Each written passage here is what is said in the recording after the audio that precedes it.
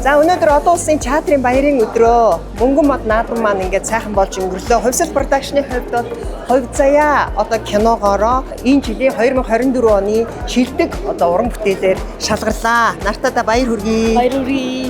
Үзэгч та бүхэн үнэхээр энэ гайхалтай хайрын түүх, ээж охин хоёрын хайрын түүх мөн хүнээс гарчуулах тэр сэтгэл зүрх хүртэн амьтад дээр хүртэл тийм ээ үнэхээр гайхалтайгаар илэрч гарч идэг юм шүү гэдгийг ингэж харуулсан одоо хүний сайхан сэтгэлийн тухай, гэр бүлийн хайрын тухай одоо уран сайхны киног та бүхэн вүүд байршиж байгаа учраас тэндээс үзээрэй гэж уриалж байна. Мөнгөн мод 2024 наадмын одоо шилдэг зохиол, шилдэг хөгжим, шилдэг киногаар одоо Хувьзээ кино маш шалгарлаа. Хувьзээ киног та бүхэн үзснээр хүн гэж яг юу юм бэ? Адруу самтнаас ямар ялгаатай юм бэ?